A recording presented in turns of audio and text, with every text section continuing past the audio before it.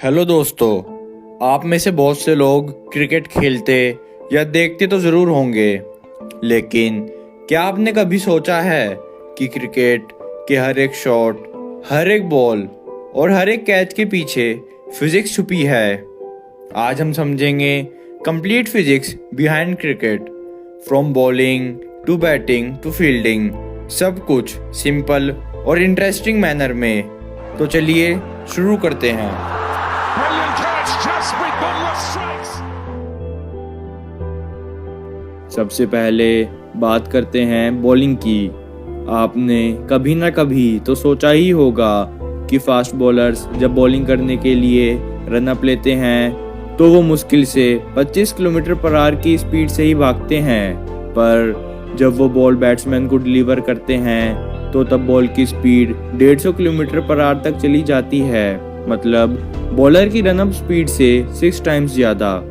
और ये सब मोमेंटम ट्रांसफर की वजह से होता है। जब बॉलर रन अप लेता है तो तब वो अपनी बॉडी में मोमेंटम जनरेट करता है, और जब वो बॉल डिलीवर करने वाला होता है तो तब वो अपने एक पैर को बिल्कुल फर्म और स्ट्रेट ग्राउंड पर रख देता है, जिससे जो मोमेंटम बॉलर की बॉडी में है वो उसके लेग्स, हैमस्ट्रिंग्स, शोल्डर्स और रिस्ट से ट्रांसफर होते होते बॉल में ट्रांसफर हो जाए। ये जो भी कुछ बॉलर की बॉडी में हो रहा है, इसको समझने के लिए हमें न्यूटन्स क्रेडल विद टेपर्ड मास को समझना होगा।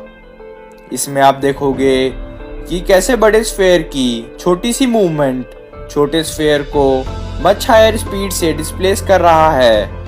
कोई भी मास जो मोशन में है उसके पास मोमेंटम होता है, जिसकी वैल्यू मास और स्पीड के प्रोडक्ट के बराबर होती है। और जब मोमेंटम इस बड़े स्फेयर से ट्रांसफर होते होते इस छोटे स्फेयर के पास जाता है तो तब छोटे स्फेयर के पास जो भी स्पीड होगी वो बड़े स्फेयर से काफी ज्यादा होगी। और ऐसे ही बॉलर के रनअप से जनरेट हुआ मोमेंटम जब उसकी बॉडी की बड़ी मसल से सक्सेसिवली छोटी मसल से ट्रेवल करता है तो वो बॉलिंग स्पीड को कई टाइम्स इंक्रीज कर देता है।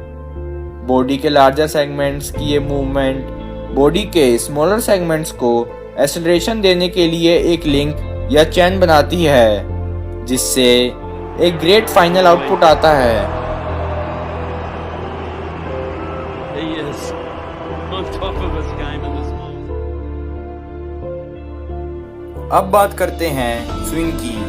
जब बॉलर नई बॉल से बॉलिंग करते हैं तो तब वो बॉल की सीम को थोड़ा सा लेफ्ट या राइट की तरफ टिल्ट करते हैं ताकि नई बॉल को एसिमेट्रिक बनाया जाए। अगर ऐसा नहीं किया तो नई बॉल बिना स्विंग करे ही बैट्समैन के पास चली जाएगी, क्योंकि नई बॉल की दोनों साइड्स स्मूथ होती है और एयर उन दोनों के ऊपर से सेम रेट से फ्लो हो सकती है। इसी चीज को टैकल करने के लिए बॉलर्स बॉल की सीम को टिल्ट करके उसे एसिमेट्रिक बनाते हैं ताकि वो स्विंग हो सके। अगर बॉलर ने सीम को राइट तरफ टिल्ट करा तो बॉल राइट तरफ स्विंग करेगी, क्योंकि राइट साइड सीम की एसिमेट्रिक की वजह से एयर सही से फ्लो नहीं कर पाएगी, मगर लेफ्ट साइड वो पहले जैसे ही फ्लो करेगी। और अगर सीम को लेफ्ट साइड टिल्ट किया तो बॉल लेफ्ट साइड स्विंग करेगी, बिल्कुल इसी तरह से। अब बात करते हैं पुरानी बॉल की। जैसे जैसे बॉल पुरानी होती है तो प्लेयर्स उसकी एक साइड को शाइन करते रहते हैं और दूसरी साइड को रफ ही रहने देते हैं, जिसकी वजह से शाइन वाली साइड की एयर सही से फ्लो होती है और रफ वाली साइड की एयर का फ्लो दूसरी साइड के मुकाबले कम रहता है। इसी वजह से बॉल उस तरफ स्विंग करती है जिस तरफ रफ साइड है। अगर आपको ये समझ में नहीं आ रहा कि जिस साइड एयर का फ्लो सही है उसके अपोजिट साइड में ही क्यों बॉल स्विंग हो रही है, तो आपको ये एक एग्जाम्पल से अच्छे से समझ में आएगा।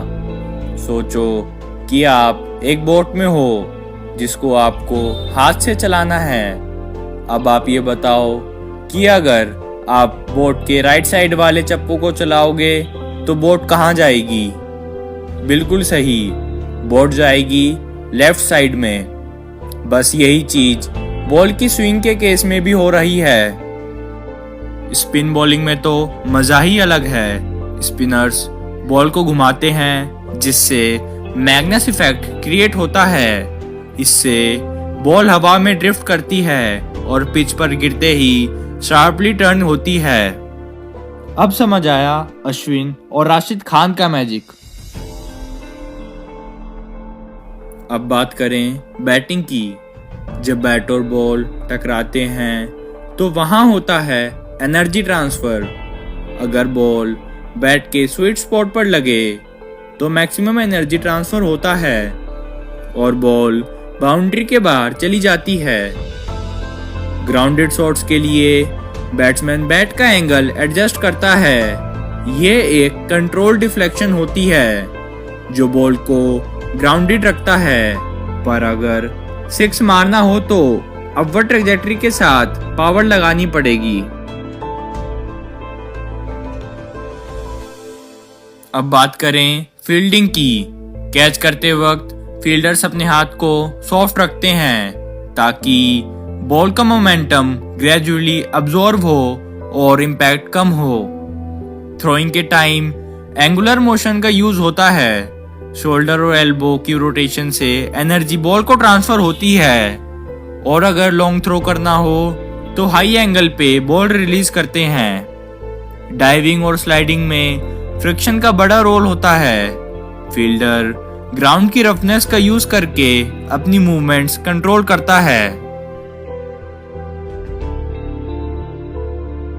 पिच डायनेमिक्स भी क्रिकेट का एक इम्पोर्टेंट फैक्टर है। ड्राई पिच स्पिनर्स को मदद करती है जबकि ग्रासी पिच सीम बॉलर्स के लिए परफेक्ट होती है।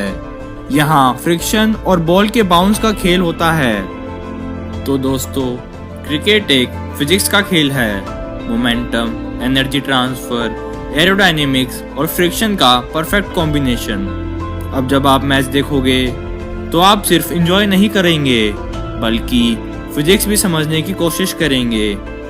अगर आपको ये वीडियो अच्छी लगी हो तो लाइक, शेयर और सब्सक्राइब करना ना भूलें। और हाँ, अपने फेवरेट प्लेयर का नाम कमेंट करके हमें ज़रूर बताएं। सो या दैट्स माय टाइम गाइस। मिलते हैं अगली वीडियो में। तब तक के लिए अपना ध्यान रखिए, मस्त रहिए। जय हिंद, जय भारत।